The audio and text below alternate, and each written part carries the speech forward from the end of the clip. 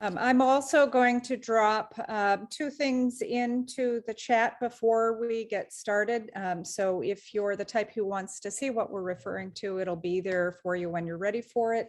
The Lancet Commission report on the value of death document, I thought that might be useful to go ahead and put in there, as well as some notes from St. Charles Palliative Care Unit. I'll speak to that later, but I'll put them in the chat group now so you can download them should you be interested. You won't be expected to read them in the next 15 minutes. We are expecting a couple of other people to join late, but we'll just welcome them when they come. So the point of today is to just say more and more things that each of us know about, that carers, difficulties that carers come into, and ways that they may be helped to anticipate them. And quite a lot of these things do happen. But not only that, also things that can really help for a healthy death, a death where it feels as though you're doing the right thing, however painful it may be, and supporting people and developing a good story and developing a community around the person who's dying. Not entirely medical stuff, but the social and emotional and spiritual sort of aspects of their going through this stage together. And then we will then probably make that into one of the blogs for Health Matters. Steve Iliff, by the way, who is editor for Health Matters, we tend to put our stuff on Health Matters, can't join us today. He's got COVID and not feeling well. But we will be able to write whatever we want to into a summary for Health Matters, and it'll get published pretty quickly that way. Then sometime in July, and it will be a date mutually agreed by those who want to get involved in the debate. At the moment, we're thinking of Tuesday, the 26th of July, because we can't manage the Thursday of last month. But look, it's going to be negotiated by those who want to be involved in order to flesh out what a pilot project might look like. And the pilot project would be hopefully inside a primary care network. This is the geographical areas of about 50,000 population where GPs are intended to lead collaboration. And we're going to just hunt around for a primary care network or 2 or 3 or 4 that fancies having a go at helping carers be prepared for those two things. So we'll be taking whatever we discussed today between now and something like the 26th of July into the principles of support for carers. And that's it, really. And COIN sort of does these things. It sort of just has interesting people from different parts of the world who just join in and got things to say. And then the next thing you know, sort of something's happened. And it's kind of, that's about it, really. Well, I covered everything, Laura. I think you have. I guess I should introduce myself too. Oh gosh, you ought to, yeah. Yes. Yeah, I'm Laura Calamos. I'm a family nurse practitioner, currently based in the United States. Community-oriented primary care is a part of how I was trained 20 years ago, and very much a part of my research while I was in London, working with Paul 10 years ago. So I am thrilled to be co-facilitating around this topic. I just happen to have been a hospice volunteer and hospice nurse at the very early stages of my career, and advanced directives and healthy dying, and all of the things that it means to a family to have good care at the end of life has been actually at the very start of my career in family practice, and is still near and dear to my heart. So that's a topic that we've been working on over the last few months. It's not all that we do at COIN as far as the community-oriented integration network is concerned. We've been talking about everything from social justice to primary care to outreach through the arts and other topics over prior years. Because community is all those things from birth to death and everything in between, and everybody who is or isn't involved in healthcare is still a part of what we call health and care and community. So we're glad to have you here today, and in whatever form you're willing to participate in what's usually a very open-ended conversation. with Paul's effort to structure us towards a goal in solving all the world's problems with a well-defined plan by the end of the hour. So we'll do what we can somewhere in between the two, as always. Coin's got loads of lurkers, people who just come along when they sort of feel like it, and then they disappear for 6 months and come back. It's full of really interesting and nice people. So we might as well get going, I think. And that involves, Martin, have you managed to get your thing working as yet? No. Okay. So if maybe you could, I don't do sign language, but the chat function you could use, I guess, if necessary, and then Laura will pick that up. So Holly, let's start with you. Thanks very much, Paul, and good evening, everyone. It's lovely to be here, and actually very exciting to be discussing this topic, which is very relevant, especially as we sort of continue to live with COVID. And I think this issue has become more prominent in terms of working with our carers and involving and engaging our carers. So I work at Central London Community Healthcare NHS Trust. They need to shorten that. And I just wanted to give a bit of context in terms of the organisation that I work in, and therefore some of the end-of-life care changes that we're looking at as we update our strategy for end-of-life care. So we're a community NHS trust. We work in 11 London boroughs and also Hertfordshire County, southwest of Hertfordshire County. We provide services from birth through to death, so have a number of children's services, so health visiting, school nursing, and predominantly adult services, of which we have some specialist palliative care services, Pembridge or based at St Charles. We have a day centre there. We did have a specialist palliative care hospice, NHS hospice, but that has been closed for a while. And is part of a wider review of specialist palliative care across northwest London. We also have a specialist palliative care service in Merton in southwest London. And otherwise, the majority of our services provide generalist palliative care, so support as part of our district nursing teams or some of our specialist nursing or therapy teams. And we do have some inpatient rehabilitation units. We care for over 10 million patient, or we have 10 million patient contacts every year. And our vision really is to provide great care closer to home. So the majority of the care that we provide is to patients in their own home. And so that relationship with family, with carers, with social care, voluntary services is integral. As part of the care that we give, and we couldn't do it without those relationships and those partners. So hopefully that just gives a bit of context of our organisation. We have an end-of-life care strategy with the aim of ensuring that we deliver holistic, competent, compassionate care for those who are dying and to their families and carers, regardless of where those people are cared for. And our strategy is aligned to the ambitions framework, which is currently being updated. And at the moment, we are updating our end-of-life care strategy for the next 3 years. And so I just wanted to give a couple of examples of some of the things that we have and will be looking at moving forward in relation to the topic that we're talking about today. So one of our objectives is that we want to deliver high quality, relationship centered, compassionate care in which every person is seen as an individual.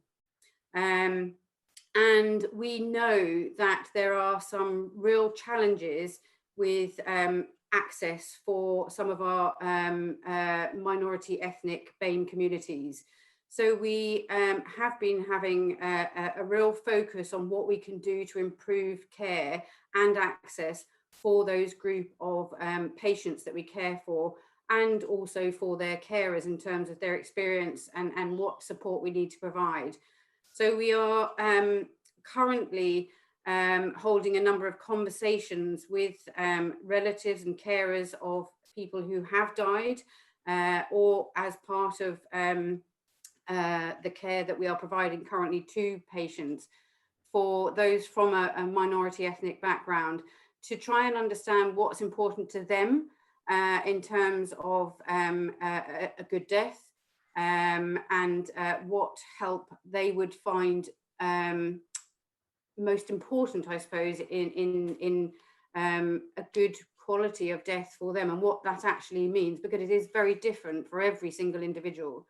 And also looking at how they can access some of the services we provide, or other services where they may not have the same access as maybe a white population.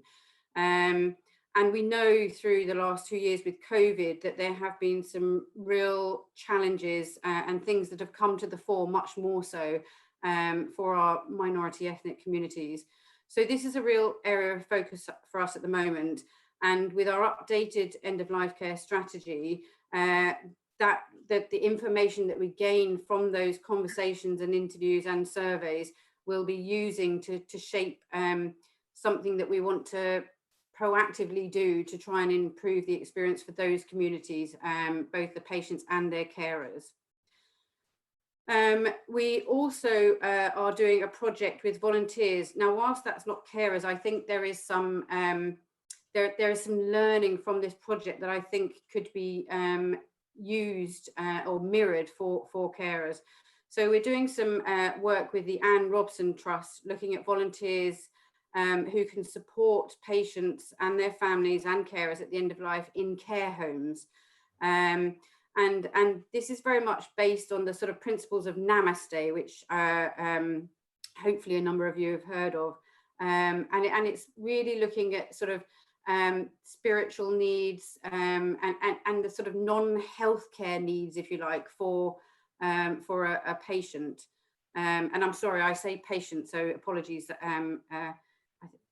Yeah, that's okay. The language is this is going to recur, the issue of language. Yeah, thanks, Paul. Holly. So that's a project that we're just about to start. We're looking at that in Merton at the moment, and I think a lot of it's going to be around education, around training, and looking at, you know, what kind of support do people actually need, and again, the learning from that we'll use to help shape some of the objectives of our strategy moving forward. We also held an event in Dying Matters Awareness Week, which Paul very kindly came to as well as our guest presenter, where staff were met with to look at what does a healthy death mean to you. And I think there was a lot of conversation, and my colleague Salika, who was going to be presenting, helped facilitate that event, so would have been able to talk much more eloquently about what happened than I. But the event, I think, focused very much on some of the experiences that Paul has had, and some of the challenges in terms of what is important for patients and their families, not having a medicalized approach to death and dying, looking at how we can empower carers, and I know we'll talk a lot more about that today. But I think it really brought home to our staff some of the things that are really important, and the differences, I suppose, between what healthcare staff might think is important and actually what is important, and therefore that real need, as I said earlier, to work as a partnership with everybody. So I suppose just a couple of reflections in relation to what we're talking about that I was thinking of. So I have seen the thoughts from the St. Charles people. Sorry, I can't remember their names. And for me, the one thing that's missing there that I think we also need to think about is much earlier communication with our carers, because I think sometimes when we think about how we can support carers or families with supporting a good death or at end of life, it sometimes is at the end of life. And actually, I think there is some merit in having a really good conversation at a much earlier point. So everybody has really clear expectations. It is very clear on what, you know, what may happen, has clear signposting. I think it's important that we distinguish whether we are talking about formal or informal carers, because I think whilst actually a lot of things that we might look at would be relevant for both, I think the way in which those things are taken forward would be slightly different. There's definitely a real need to look at much better collaborative system working. I think I'm responsible for complaints and patient feedback at the Trust, and where we have had complaints from relatives in relation to end-of-life care, a lot of it has been about the frustration with all the different care providers in their family's care, and therefore, you know, who does what, who do they contact? So we've done a lot of learning events with a number of providers to look at how we can work much better together to support patients, families and their carers. And out of those conversations, we've had conversations about things like better signposting, much greater clarity about who is the lead point of contact, who does what. I think there's definitely something about education and training. I think there's learning from COVID, because we implemented a lot of things during COVID that we hadn't done previously. So enabling carers to provide symptom control, whereas previously it would have been healthcare professionals, looking at self-care and how we can support that. And then I think, again, prompt support.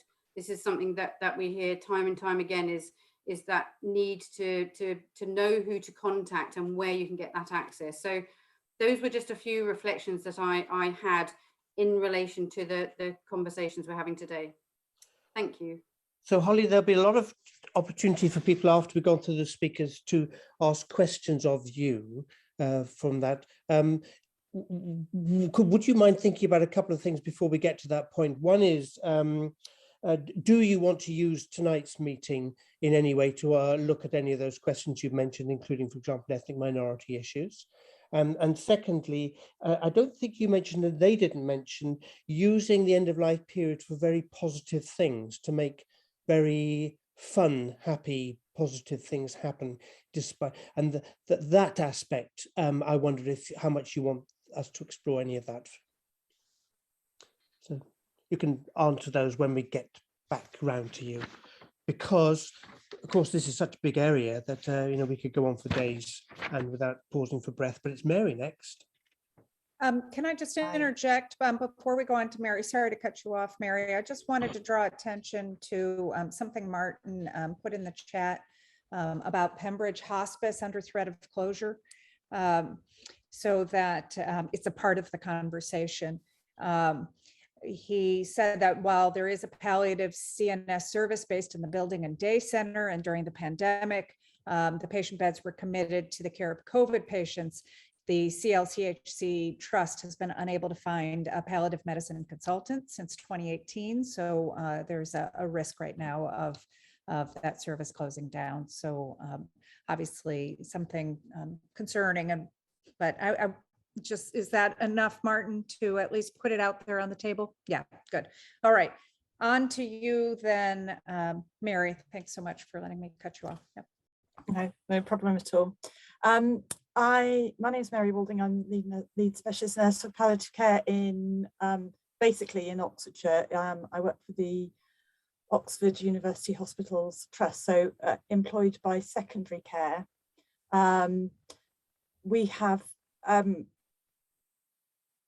I'll just briefly run through what's been happening. No direct link with the topic, but it's all about care, really. We've always had an NHS hospice in Oxford and an independent hospice in the north of the county. 15 months ago, those merged and we've become one service, providing specialist palliative care within hospital and community, and 2 inpatient units and day services. I manage the community and the hospital teams, and within that we have just set up nothing earth-breaking, this earth-shattering. This is happening in other areas of the country, but a home hospice system. So I've worked within Oxfordshire for 30 years, and for that entire time have been an advocate for, we need something that enables people to have the care at home so they can remain at home if that is where they wish to be. And we have finally got there. So it's worth persisting within palliative care, because you get there in the end. Maybe you're old and grey by the time you do. But the really exciting thing for me is not just that we've got it off the ground, but that actually the feedback is so brilliant. We've obviously given bespoke training to the carers, but not a huge amount, to be perfectly honest. But the difference that they make to patients and families being able to stay at home at the end of life, if that is what they wish, is just amazing. Or even to stay at home for as long as possible and eke it out and then come into hospital for the last 24 hours, which is what somebody did this week, because he really didn't want to die at home, but he wanted to stay there as long as possible. What has surprised me setting up a service, because within palliative care, you're used to the fact that we get lots of compliments. People are always very grateful. It's quite hard to get the criticism sometimes of, we need to develop our service. What are we doing wrong? But with the home hospice service, we are getting accolades from practically every patient's family, every patient or family, and sometimes multiple members of that, which to me shows that we are meeting a real need here. That is within the context of, we've also got a couple of other projects running. We've got a year's funding from the CCG to try and improve advanced care planning conversations within the community, around GP surgeries. From the pandemic, the GPs felt overwhelmed having all of the ACP conversations, and could other people sign the DNA CPRs? And we've got independent nurse signatories, an independent nurse signatory system. So we've been increasing that training, and we're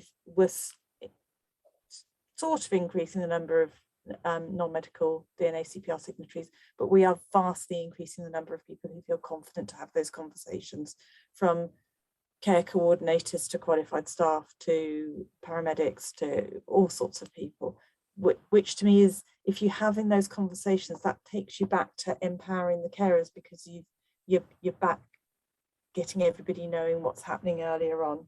Yeah. And then the other part of that is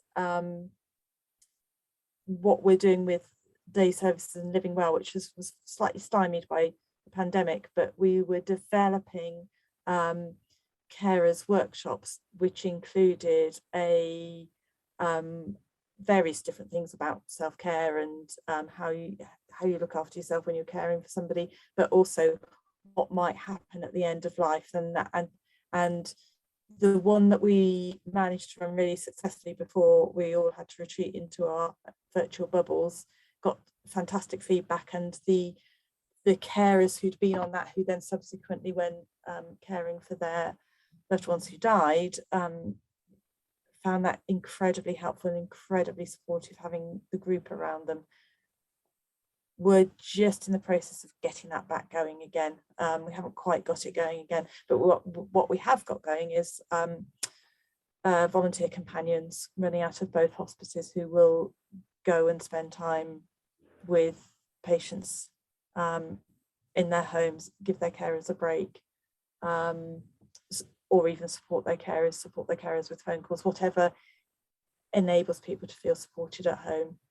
There's quite a lot else going on, but I think they're the nuggets that I wanted to share with you today, but please ask questions if you want to know more.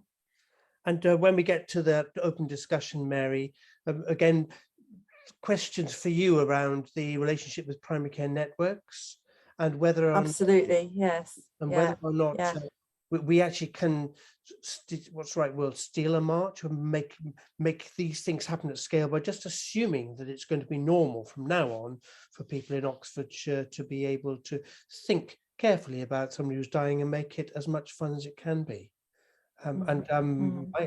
Actually, there's an awful lot of fun you can have, and laughter and music seems to help quite a lot, actually, in my experience. We'll come back. Yeah. Bernadette. Sorry, Paul, can I just So the other thing that I completely forgot to mention is that we've also got some funding from the CCG for the End of Life Network, which is a slightly bigger organisation than us. It's all providers within Oxfordshire, to run a public engagement project next year around just what is dying. Well, how do you prepare for dying? What's it look like? What support is there?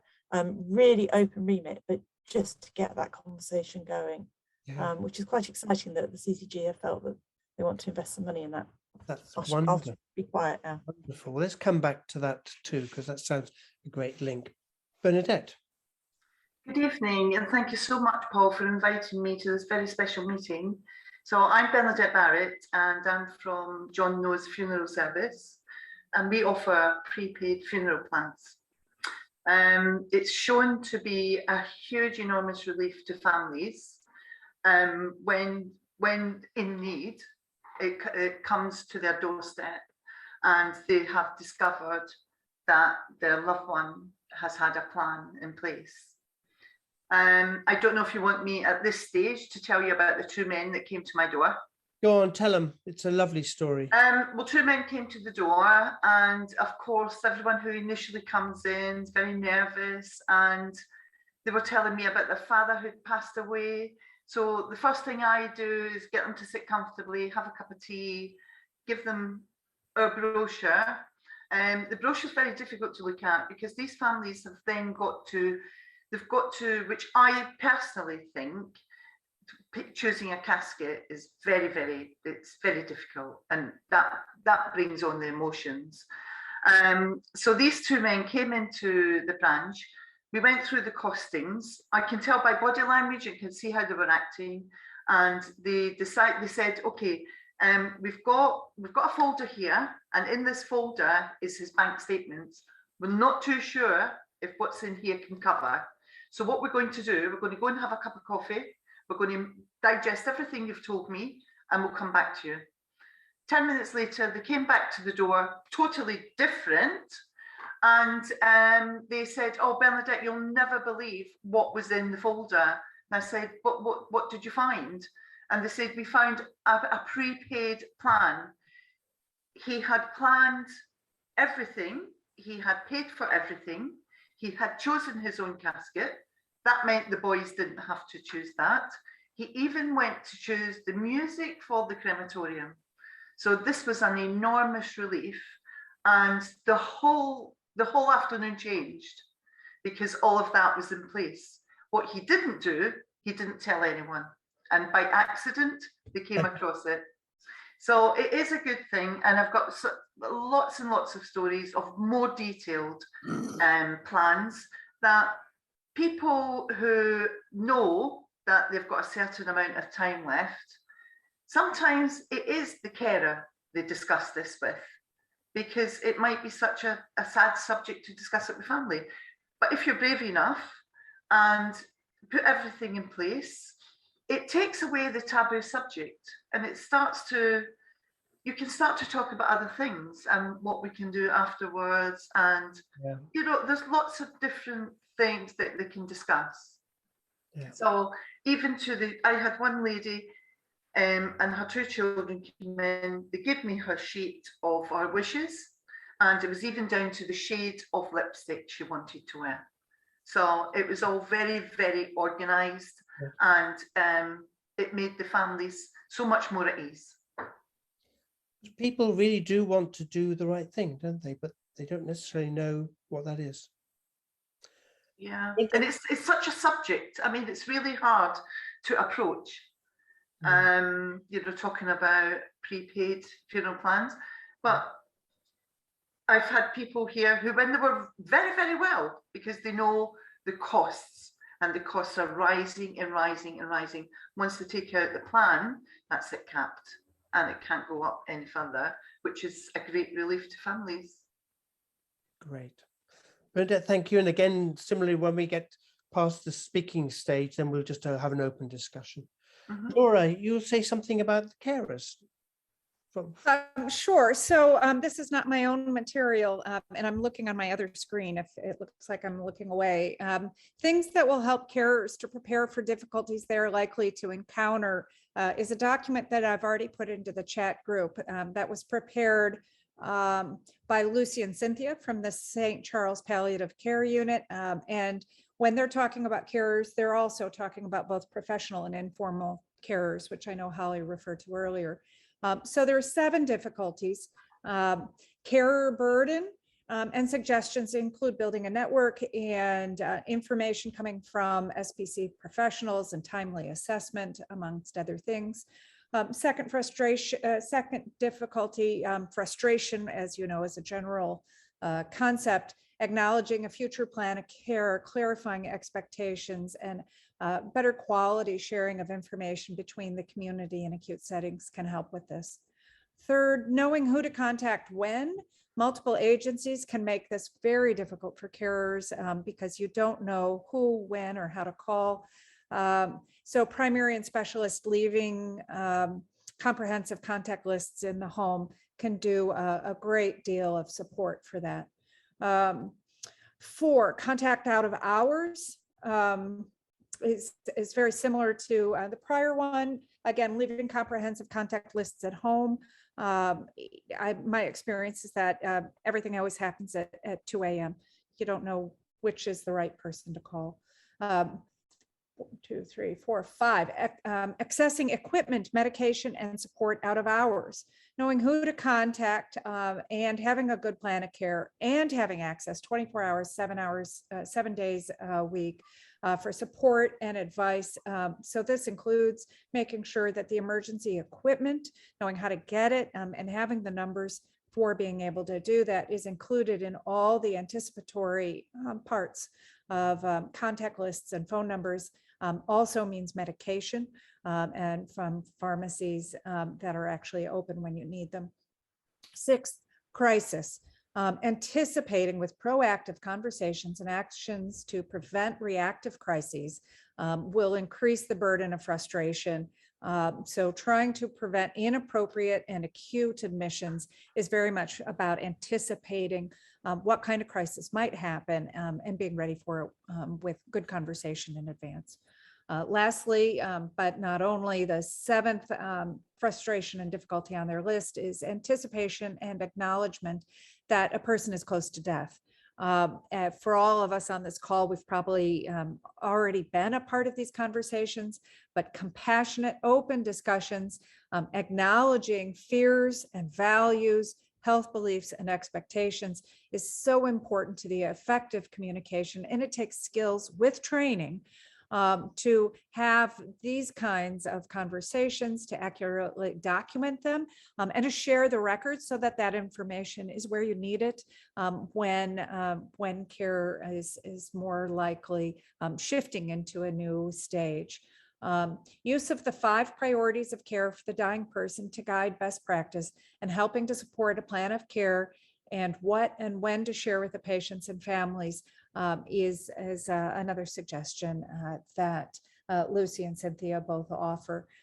Obviously, you can't say it all in just 7 difficulties, but I think they've done a nice job of summarizing some of the approaches to that. I can't help but always notice it comes down to good communication and the training in the skills of good communication, and to draw your attention again to the fact that that can happen both for formal as well as informal carers. Anything else to add? Holly has already mentioned that earlier communication with carers, formal and informal, is an important aspect of this, making positive things happen. And I just want to throw another thing in here, and that's handling bad behavior. Graciele was going to be on the call this evening, but she's unwell as well. She's got COVID, and she's a carer, end-of-life carer, and she's got some horrible stories of being physically attacked as a carer when she's going into people's houses, and I've also myself seen as a GP a dying person really rather abusing her daughter who was caring for her. And when people, the thing is that this is so stressful, so difficult that people don't necessarily realize how badly they're behaving.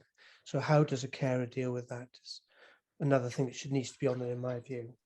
We'll come back to this. There's so much material already on the table, isn't there? But let's continue, because we have got Ros to talk to us. Okay, I've probably got too much to say, but just Go on, reflecting darling. already on what's been said, I think, you know, caring goes on for a long time these days. People are ill for a long time and we're living longer. So I suppose we need to differentiate. Are we just looking at the dying phase, or because caring often starts pretty insidiously and there isn't a trigger point? I'm going to share my screen just to, if I can find it. Yeah, I was share. Here we are. Let's play from start. I will whiz through and I can share this round. I've just chosen a few slides about the Lancet Commission, which was a 4-year project interrupted by COVID, but obviously influenced by COVID. And one of the things that we did, well, I think Lucy has downloaded it for you. You definitely can't read it in 15 minutes. It's about 40,000 words. But one of the frameworks we used towards the end was to devise a realistic utopia. Now, I know, Paul, you don't think utopia is a very good word, but actually the realistic word is what we're really focusing on. A radically different vision, but while radical, it's achievable. So what are the 5 principles of a realistic utopia? That we become much more aware of the social determinants of death, poverty, education, housing, background, ethnicity, class, all of the things that we don't even record for many of our clients, patients, people. It's already been mentioned, I think, Holly, you talked about relationship-centered care and spiritual care. So we understand that dying isn't just a medical process, which it has become, I am afraid. And I suppose the relevant principle to what we're talking about today is principle 3 about networks of care and support for people who are dying, caring and grieving. And then the last 2 principles, there's one which I've talked a lot about elsewhere, about stories, sharing stories, and that death is recognized as having value. And the commission is called The Value of Death, which caused quite a lot of controversy in the title, but we believe that death does have a lot of value because it gives finitude to our lives. It allows us to complete our lives and to create memories for those who are living on. It has so much value, but it's been quite a provocative title. So I'm going to talk about principle 3, and I'm going to share some of what I've learned about caring through my career.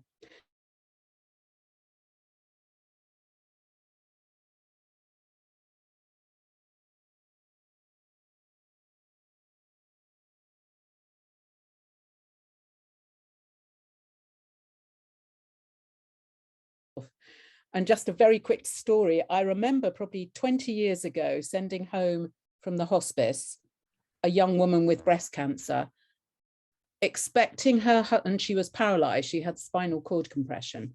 And we expected her husband to toilet her, to turn her over in bed, to sort out her catheter, to manage complex medication. And she said to me, just as she was leaving, she said, my husband has never done anything more intimate than adjust my earrings. And I'll never forget that. And suddenly we were expecting him to be her full-time carer without any coaching or training. Anyway, I've attended a conference in Canada every 2 years and heard some great Canadian speakers.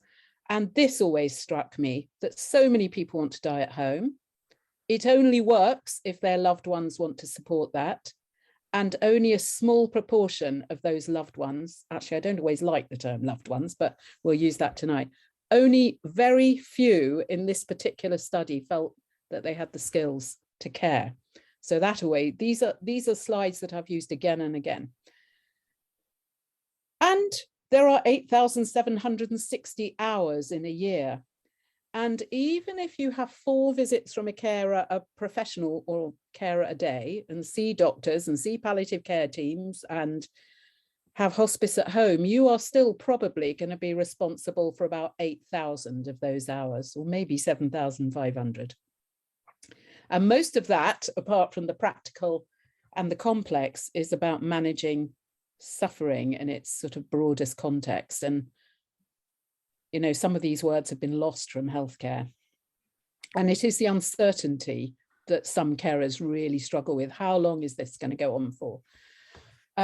Over the years, I've written job descriptions for carers. I mean, it's extensive. And in yesterday's carers group, they added about 10 more things to this. So I will update this slide. It's a really complex 24-hour job for which you have no training and there is no pay, or very little pay, was one of the points that they made. And no interview. There's, yeah, no interview for the job. And I suppose family carers provide presence and safety, but they also, at the other end of the spectrum, can provide very complex care. And we see that often with parents of children, and we should learn from the parents of children with severe disability what people are capable of, but they are often taught and coached in great detail about how to manage complex care at home. So we should learn from pediatrics. The status of the family carer is vague. I mean, I'm noticing that on this amazing group we've got here today, we haven't got any representatives from carers organisations who could tell us exactly what the carers they are supporting. So I work closely with Carers Trust Hillington. I've worked before with Carers Hertfordshire. These are amazing organisations who health should be collaborating with. So we don't know the statistics. We don't know how many hours of care is being given informally, and therefore what the size of the problem is. I've said before that we make great assumptions, about what we can expect carers to do. Kelly Stajtuhar, I don't know if I'm saying her name correctly, is a great Canadian nurse researcher. And for those who are academic on the call, she is still publishing on carers in Canada. And she's also a great presenter. She might join a future call from Canada. I've learned a lot from Kelly. And one of her very early, no, I'm not sure this was her paper. One of the Canadian researchers, talked about whether family carers situate themselves, i.e. choose to be a carer, and that they are a primary member of the healthcare team and they are assertive, confident and competent, and I've met many like that, or we situate them and they are not prepared, they're frustrated and frightened. And I'm meeting a lot of carers in that position where their loved one says, I want to be at home, their family feel, okay, we'll try, but they are just not coached and prepared for the role. I've nearly finished. So it feels as though care at home should be negotiated. And we're not very good at assessing burden either. I remember a carers group, a face-to-face group that I was involved with probably 10 years ago. And I was really shocked right at the beginning of the group.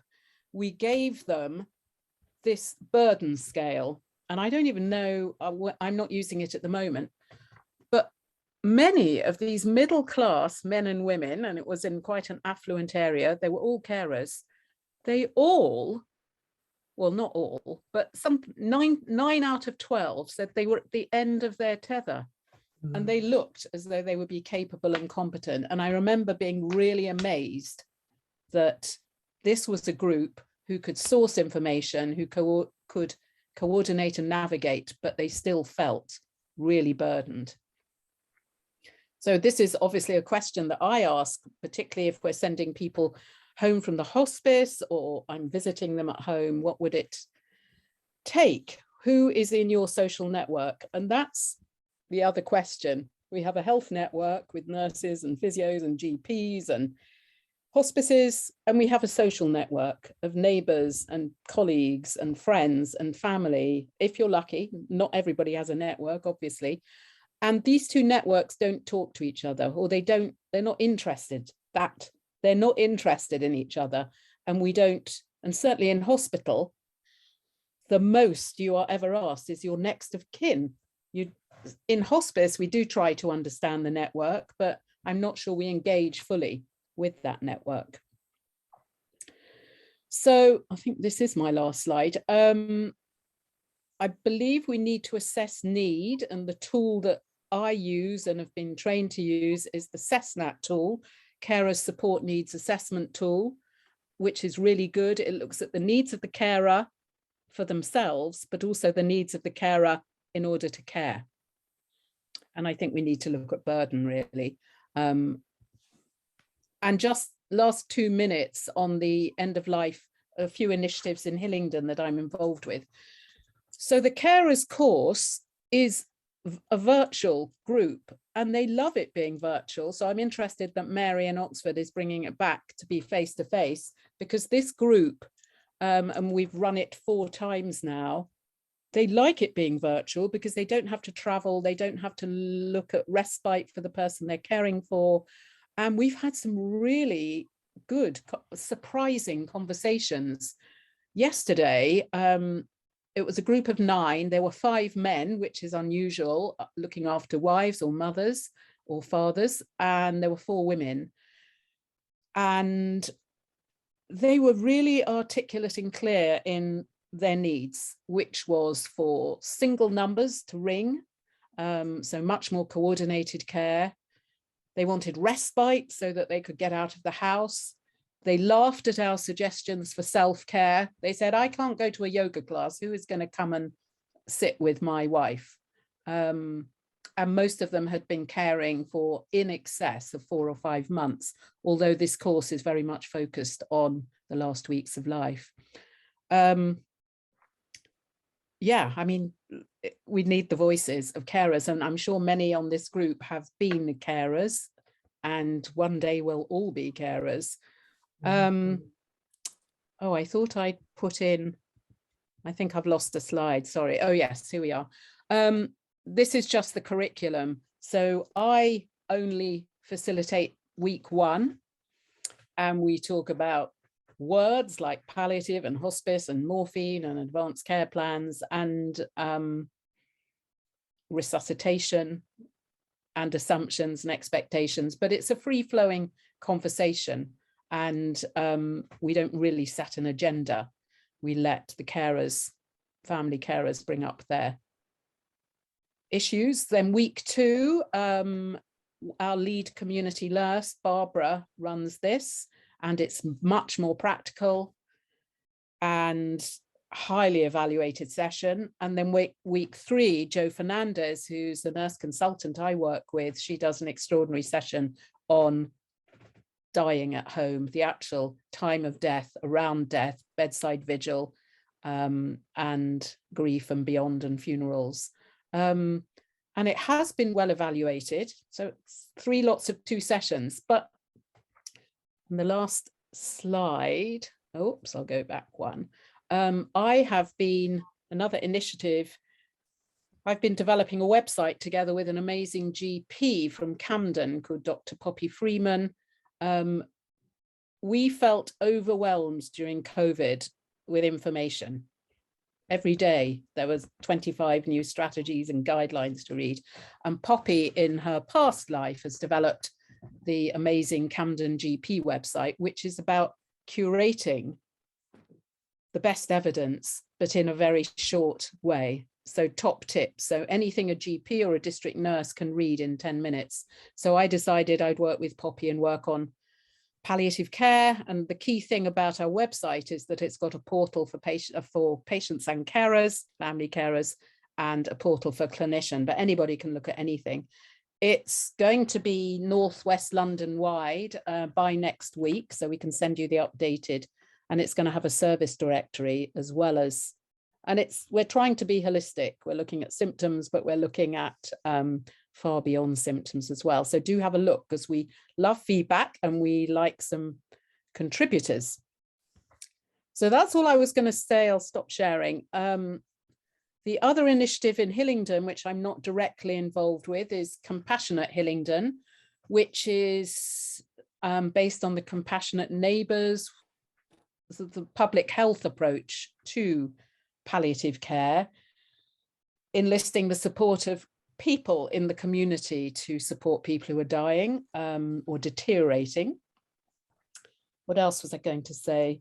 Yes, every organization needs a carer strategy. But I think the most important thing that I've learned is that family carers, or family caregivers as they're called in the States, need coaching. Yeah. And to go back to the expectations. Yeah. And I know St. Christopher's Hospice has developed a carer coaching course. The course I'm involved with, the one I've just told you about, doesn't really coach. It's giving and sharing information. But the carer said, I want to know how to turn my loved one over in bed, how to wash them, how to empty the catheter bag, how to give an injection. And that's what will take pressure off our really pressurized health service. Amen. Sorry. Well, thank you very much. Now, by illustrating just how big this territory is, we've only got half an hour left. Gallop through so much we've already covered. What I'd like to do is to open up in one moment the discussions, especially to those who want to say something different from that's been said already, and those who haven't spoken. Just before that, I want to ask David Colintomi, who's joined the meeting, to just introduce himself. So you've got the chance. And anything you feel you wanted to say briefly, David? Well, that's nice and brief. Thank you very much. Hello. I had problems getting on here, and I'm here now. Yeah. Thank you. I've nothing else to say. I've been on the meetings before. Yeah, good. Well, Former very GP. nice. Yep. Cheers. Thank you very much, David. Okay, open. Anyone wants to say, well, anything at all, really? I did want to speak for Martin, Oh, yeah. who had also posted, I'm just trying to get my mouse back up there, about the medicalization is still, even within hospice, I'm trying to find your note here, Martin. Even in the holistic environment of hospice, the emphasis and resourcing goes predominantly toward the clinical and medical. So many hospices are now diminishing the value of spiritual as they move away from the religious application, and now putting the social and psychological into cover. Much of the emotional listening and responding go with them. And also noted the closure, the movement of services to a telemedicine, to a phone line. There's this need and want of training for carers, and the structure around carer training, when the services themselves are barely able to find professionals within the system. So I think it's an interesting juxtaposition we find ourselves in. Again, COVID just really highlighted it as people ended up staying home. But it's been a problem since. Marini also had a question about really training carers and enabling them in some of the techniques, which I think we've talked about since you asked that question, Marini, and has shared a little bit of her experience in the chat around taking care of her mother at home in the US, and the need for training in both places, both the US and the UK. So back to you, Paul. Can I just read what I've said, Laura, because actually I feel quite strongly about it. Marini, we can't hear you very well. Can you hear me now? It's just very hard to hear you. How about here? That's better. Okay, I'm done. So basically, I feel quite strongly about it because, it wasn't a pleasant experience, and I think I know what Paul was saying about it should, having end of life happy, but there are sort of cultural issues. I mean, I know my mother I mean, without going into details, it is rather difficult. I mean, it is a difficult conversation anyway, but it's difficult in culturally in different settings. And she would, for instance, take it much better when my brother would speak about it than when I spoke about it, but I was the principal caregiver. So anyway, the issues really, the other issues are obviously the social issues, which you get absolutely no help with. And if she didn't have such a brilliant general physician, I mean, he did all he could to make sure that her end is where she wanted it, which was at home. And so that's really in addition to what I've said in the chat. Thank you. Thank you, Marini. Okay, I think I saw your hand there, Chris. Let's get some fast comments coming because we're going to run out of time relatively soon. Additional thoughts of any kind that add to this already rich debate? Christine, Chris? Well, I was just going to say, just mention funding, and you know, particularly it's interesting to hear from Holly and Mary, who are at trust hospitals, as it were, community and acute, and they mentioned 24 hours, and I think 24 hours and 2 a.m. in the morning were mentioned by Laura, and just really how people are thinking about funding, whether what that's like at the moment, and you know, are trusts more able, you know, to provide that 24-hour care than other organisations, and you know, just where we are when the NHS has got such a lot of other priorities, but just funding and how that is at the moment. Be interested to hear. Stop that one, Rumbi. Hello, I just wanted to, if I can fire off some quick sentences, I will try and do it in less than 10 minutes. Is that the mental health thing was very, very important, but I think from an ethnic minority perspective, I just need to stroke immigrant. I need to just mention something. So not every culture talks about death.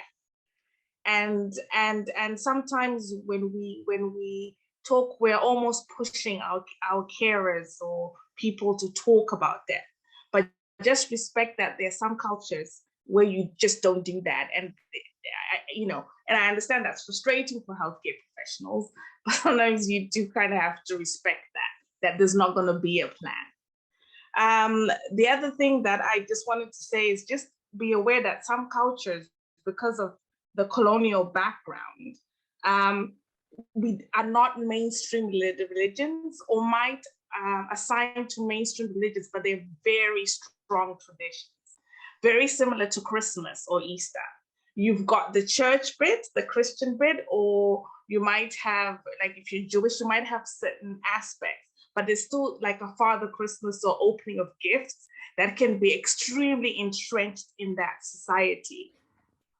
So a typical example could be that in my culture, for example, when a woman gets married, she belongs to her family. She doesn't belong to the husband. So when they die, it's the husband's family who bury the woman. So you might be sitting there and not understanding why the husband is quiet, but you know, this guy is descending whom you've never met, whom she's rarely interacted, because he's the patriarch of the mother's side and is an elder, and it's respect. And no decisions will be made until that elder arrives or those elders arrive. And the person might be an accountant, a CEO, or whatever it is, but it's their traditions. And I know that sometimes with healthcare professionals, people want decisions made very quickly. How do you navigate this scenario where someone abroad or somebody afar is making a decision and you want to talk to them, or you've got the wife in front of you, but it's the husband who's making a decision and stuff like that. So it's just trying to understand that the dynamics that the Western world sometimes think about in terms of the nuclear family, in a lot of non-Western cultures, the nuclear family sits within a bigger culture. And that might be true maybe with Italians or Greek or whatever, but I know you can't bury someone outside of that. And that can be very frustrating. So it's just trying to understand that. So trying to make it okay for people to to kind of communicate that traditions. And that, what is the definition of home? You guys, when I've heard the conversation, you guys talk about home. But I, for example, my ex-partner's mom died and she wanted to fly back to Nigeria. And in the end, they facilitated that. But I remember that the healthcare could not understand why she would want to go home where there's no healthcare. But that's her definition of home.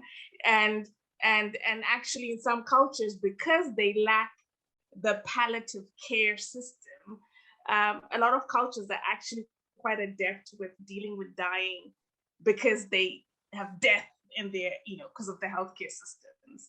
So it's just trying to understand that some immigrants can't give up work to care. Sometimes there's visa requirements involved and all sorts of things. It's a bit complicated, but it's just trying to kind of, it's not only just an ethnic minority thing, but it will be common in ethnic minorities.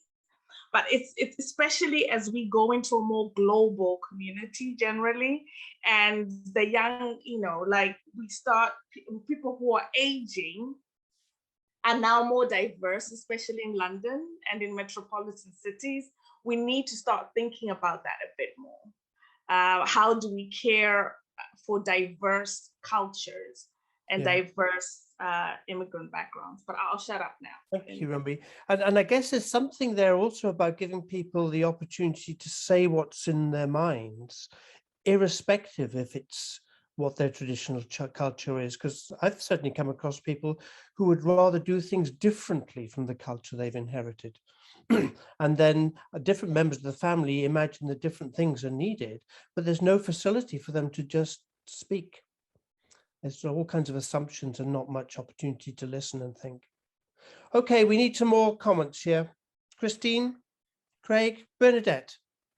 Yeah, well, I've come across a lot of carers because when they come to me and they're arranging the funeral, either the husband, it's usually husbands or funny enough daughters, and I have a little black sofa in my branch, and it seems when they sit there, they open up.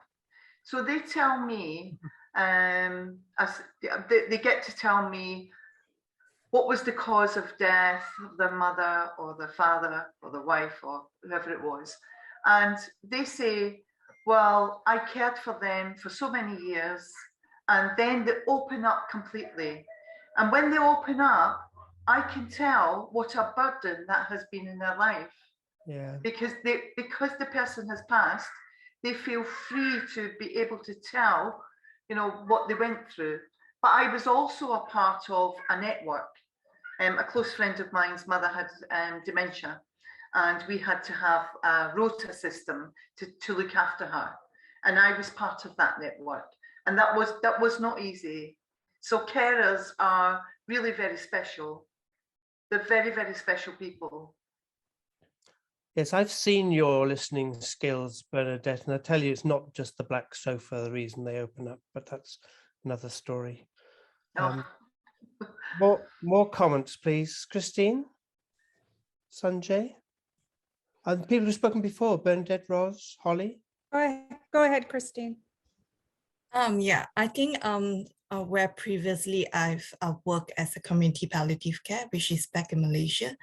So I guess the workforce of the palliative care itself, talking about different ethnicity, does help in promoting palliative care as a whole in the community, because we work with different people from different ethnicity, from different social group, from different belief and culture, which makes it sometimes when you have like colleagues who has better understanding in terms of language, because the way we express palliative care can be in different language.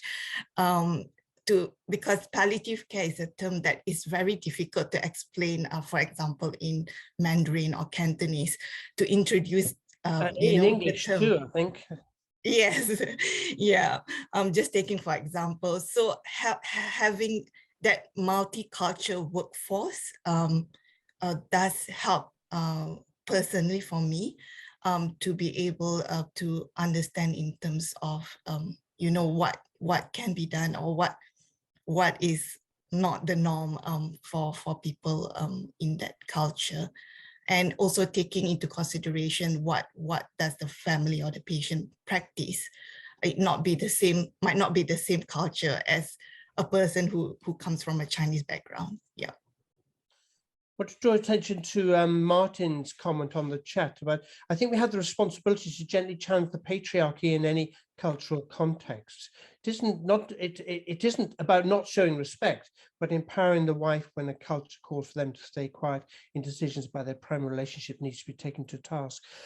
It strikes me that quite a lot of people see the opportunity of end of life situation to rethink or challenge their own situation in one way or another, or to reconcile family difficulties of the past. Or I think it's full of areas when one really can help people to rethink what we have to facilitate that. You know, it isn't going to happen on its own. Okay. You know, I was just going to comment that I'm trying to go back in the years. It's 30 years ago that I moved to a new town and was looking for a way to get to know people. And I joined a hospice training. It was 6 weeks of training to go to people's homes and sit with them. And a lot of what I learned as a popular option for pre-nursing and pre-medicine students, as well as with other carers, was the idea of therapeutic listening. Our job wasn't to fix everything. Our job was to sit there. And so I was assigned to homes where I would just sit bedside so someone could go shopping and to offer respite and to be there at 3 o'clock in the morning because there wasn't anything you could do but to ease people's minds. And the most important lesson that stayed with me as I became a nurse was that the expectation that this person was going to be who they were as their family members knew them isn't there anymore. My job was to take them as they were today, which was not hungry or craving something or not talking, or able to get up and move or not able to get up and move. And my job and most of the training was to be with them as they were on their terms and to be a support to the family in that change, even if it was momentary or daily and everything else. And I can't even imagine now, after all these years, how that was the most important part of my training as I became a future caregiver. And, you know, the training programs have been out there. It was a part of the fundraising function of that particular hospice 30 years ago that eventually got bought up by the local hospital and then shrunk and then medicalized. And so this has been an ongoing cycle of trying to come back to reminding people, as even Atul Gawande says in his book, Being Mortal, which Marini refers to, there's nothing we can do as clinicians in the last few weeks of life. So getting back to the care part and supporting the carers is a training and a support that that I think this is kind of what you're hoping to convene, Paul, is reminding us of all of that. And that's where we step away from palliative care and come back to caring, when the capital C, you know, I'm a nurse, I can't help but do that, but say compassion and caring can be taught. We can support that. But the first part of it is actually listening and being present. Yeah. And Ros said something very similar earlier. Go on, Ros, what are you going to say? Well, I was just going to say that the original American hospice model, which has become medicalized, just like English palliative care has and hospice has, I think is the model that we would aspire to go back to volunteer-led presence. I was also struck by something you said, Rumby. I've looked after quite a lot of patients from Nigeria who have died in London, and I've learnt about the network, the bigger network around the patient. I remember being really irritated initially that we had to wait for the elder cousin to come from Nigeria to make a decision about the funeral, but I understand it. But I think paradoxically, many cultures who don't want to talk about death, they actually do it very well. Whereas we've got a culture where we're trying to encourage people to talk about death and we still don't do it very well. But many cultures really don't really get the idea of advanced care planning. And I remember a lecturer from the north of England who was working with a big Chinese community in Lancaster. She said that the group she was working with, they said they had a proverb, which when it gets cold, I will find a blanket. I can't predict what's going to happen when I'm dying. I don't want to talk about that. So I think our focus on advanced care planning is quite interesting. And I think it is quite a Western model. And anyway, I better not challenge advanced care planning. I'll get shot down. But yes, this is a very rich conversation, I think, and there's lots to learn from. And hasn't everyone said in one form or another that what you have said earlier, Ros, that carers need coaching? You know, they need. I think so. Yes, and how St. Christopher's are doing it, they are using expert carers who are now bereaved, but in a place where they can support another family. So they're sort of matching them. I wonder if also there needs to be perhaps a set of YouTube videos that just go through things that give people ideas and permission. Yeah, I mean, the Marie Curie website has got a lot of very useful, very short, practical YouTubes, how to turn somebody over in bed and all of that stuff. But yes, there should. We are very visual. We learn by watching now, apparently, and YouTube's got all the answers. So maybe. I think that a lot of people really would happily get involved in stuff if they felt that it was going to be welcome. Like what Laura said about, you know, people coming and holding hands and sitting. I mean, when my wife was dying, the network of people that came by and a little rota of people just hold hands. Wonderful. Just wonder, these were parents from school, you know, the kids, children, friends, parents or whatever, or people from her work, because they were given permission. You know, it's so that's something that Bernadette said about people do self-organize and use WhatsApp to sort out rotas and things, and a lot of that is invisible to the healthcare lot. Absolutely. I think. Sorry, who's that? Bernadette, go on.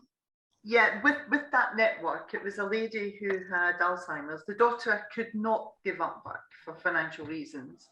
So we had this network, and I used to let her go to, she was an avid football fan, so I would let her go to watch Chelsea, and I would sit with the mother in a Wednesday evening. And from 7:30 until 11:30, I would get, when am I going home? And I would say, Mary, you are home.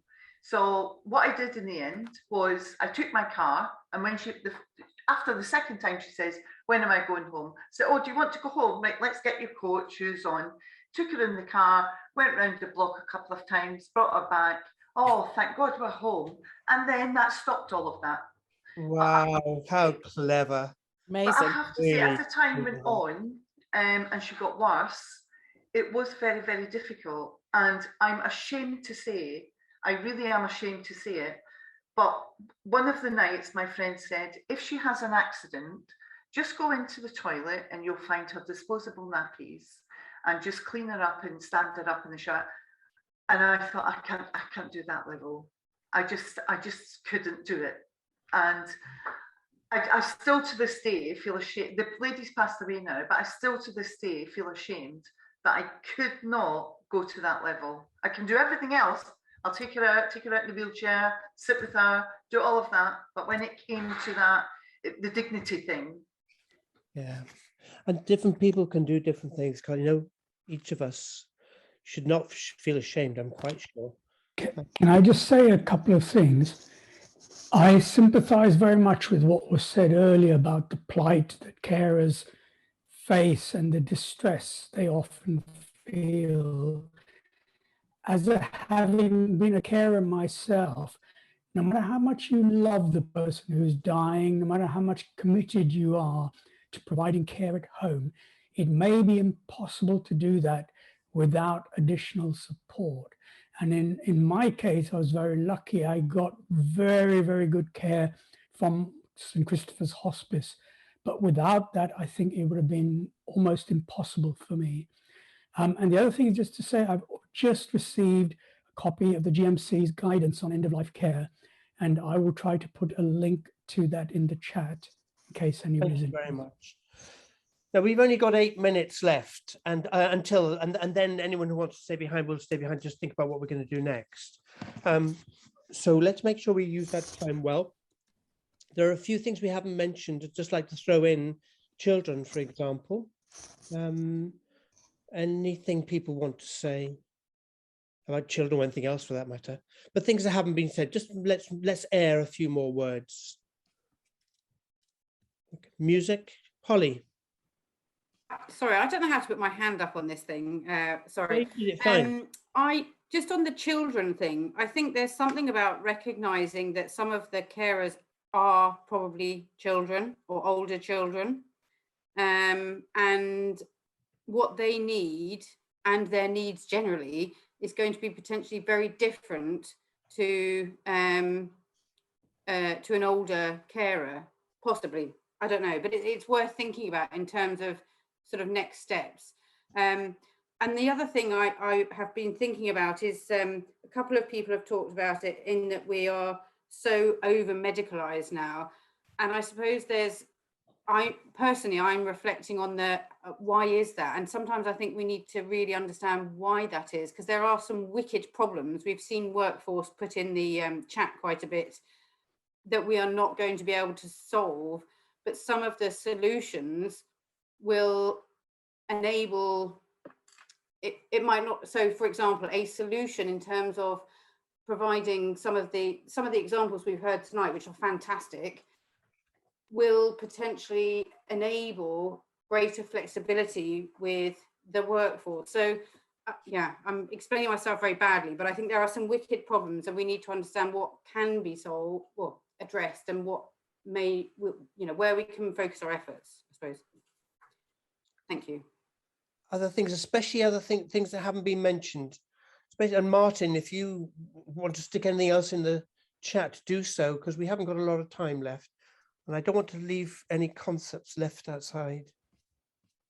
I think I just want to put it out there, but I think another group is learning disabilities. Yep.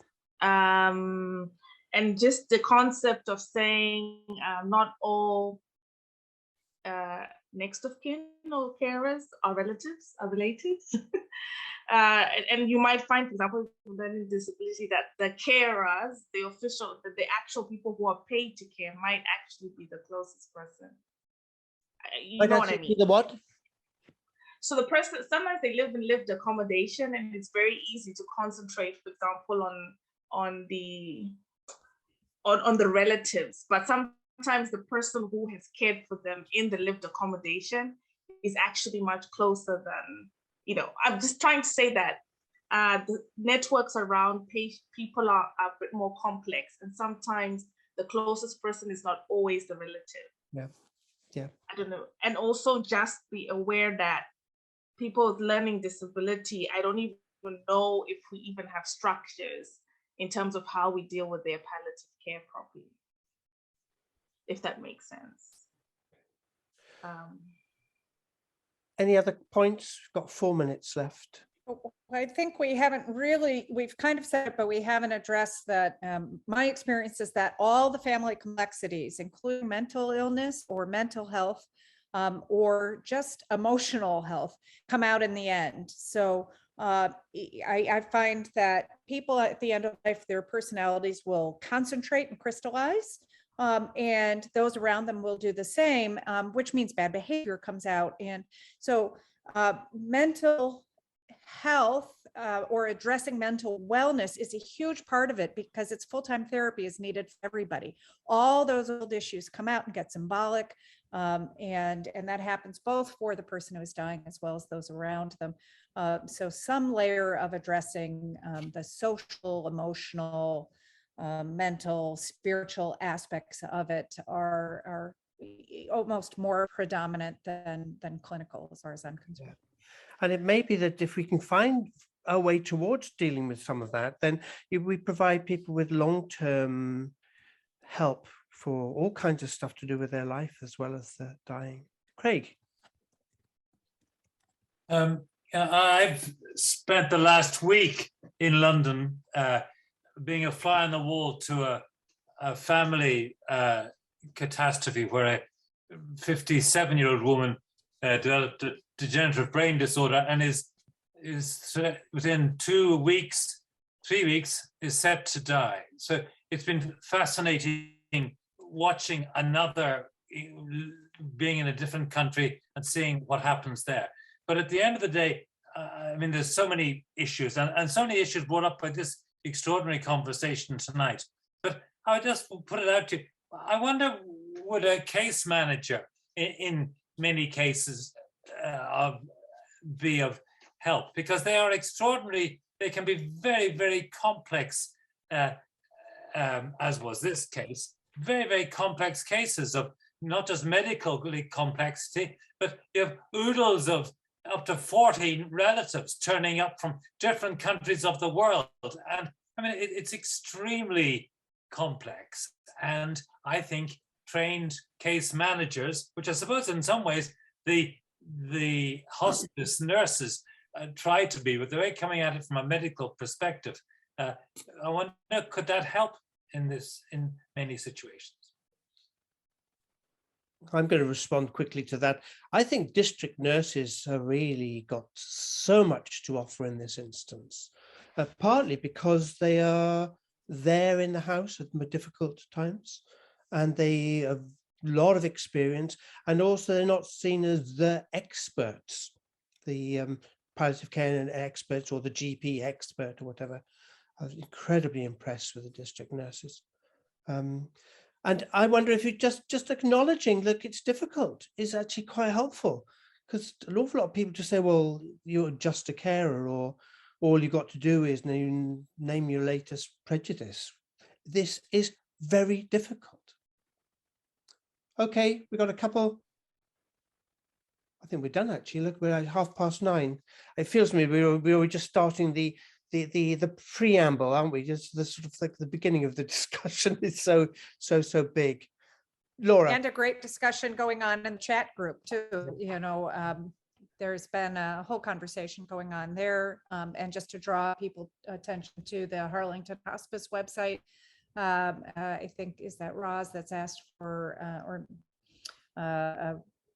you know, take a look at that website and see if you have comments that you can make. On hpal.medindex.co.uk.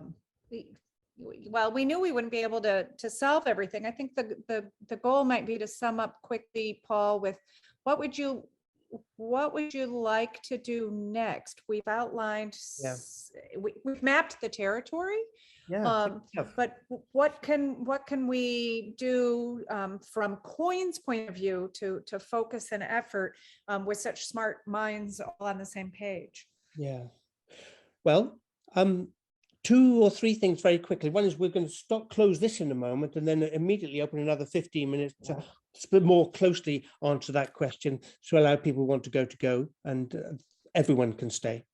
Secondly, we've got to decide which day in July we're going to meet. At the moment, the suggestion is Tuesday, the 26th of July, and we'll probably put out an email or to ask people if that actually suits you, because what we'd like to do is to shape today's discussion into a proposal of a set of principles for a pilot project. And I suppose what we could do is write up a blog for Steve Iliff's Health Matters that includes some of the discussions, or much of the discussions we've had just now, to start that discussion and then continue that in that meeting. Then we've got to decide, is COIN we don't meet in August, but in September, are we going to move on to another theme? We were talking of moving on to children and schools in September. Well, maybe this topic is going rather well and we should continue it for a bit longer, but only if people want it to. Look, what we really want is a primary care network or 2 or 3 to say, look, we would be interested in working with COIN to pilot something in this area. So if you know anyone or any group that would like it, please let us know. We've got about 10 people who want to be part of this discussion who can't be here today. Catherine Millington Sanders is doing a lot of work in Chertsey, for example. But so let's just quickly, informally talk to each other about who's up for getting something going, a pilot project. And I think I'm going to stop talking. Any last comment from anybody? We'll close down and we'll immediately open up again, or stay if you want, in order to have 10 minutes further discussion about what happens next. So thank you, the speakers. Thank you very much indeed, Holly and Ros, and well, all of you really, Mary and Bernadette. And really, it's wonderful to hear such diverse, rich understandings of such committed people. So thank you very, very, very much. Thank you for inviting me.